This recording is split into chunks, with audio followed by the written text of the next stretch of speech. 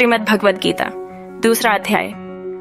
इस अध्याय में अर्जुन ने कृष्ण की शरण ली और कृष्ण ने उसे जीवन और आत्मा के मूलभूत अंतर का ज्ञान दिलाया।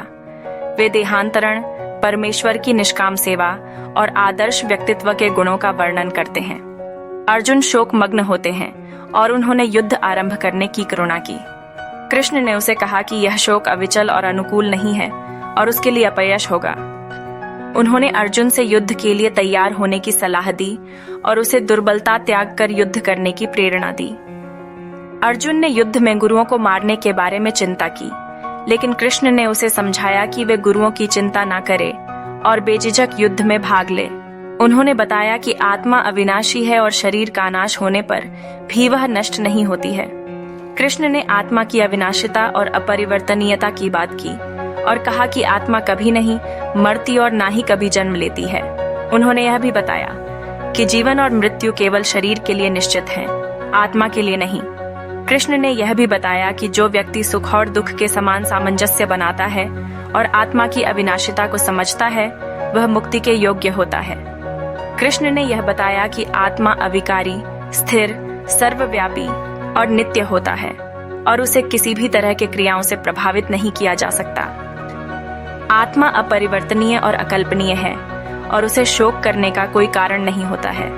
वे कहते हैं कि क्षत्रिय के रूप में अर्जुन को युद्ध करने का कर्तव्य है और धर्म के लिए युद्ध करना उनका प्राधिकृतिक कर्म है। उनको यह समझना चाहिए कि युद्ध करने से वे स्वर्ग को प्राप्त कर सकते हैं।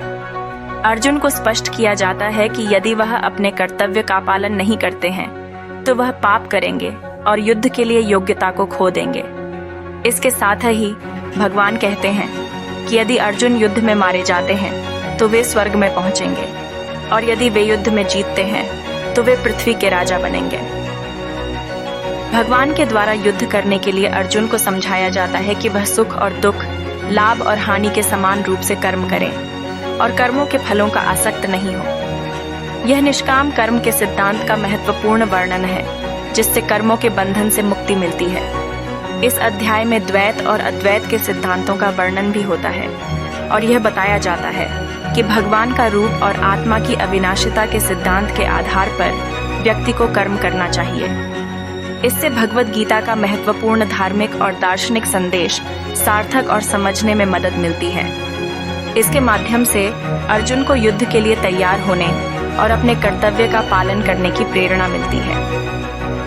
भगवद गीता के इस भाग में भगवान श्री कृष्ण अर्जुन से क्षत्रिय धर्म और कर्म के महत्व के बारे में चर्चा करते हैं।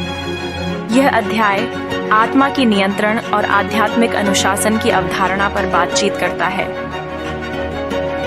इस अध्याय में अपनी इंद्रियों पर नियंत्रण रखने वाले मनुष्य की तुलना कछुए से की गई है, जो आवश्यकता पड़ने पर अपने अंगों को अपने खोल के भीतर ले जाता है।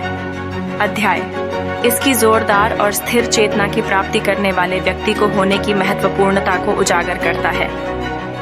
इंद्रियों के आनंदों में लिपटने से आसक्ति के उत्पन्न होने के साथ ही इच्छा, क्रोध, मोह, स्मरण शक्ति भ्रमित हो जाती है और फिर बुद्धि की विनाश होता है और बुद्धि का नाश होने पर व्यक्ति अपनी बुद्धि की गिरावट का सामना करता है।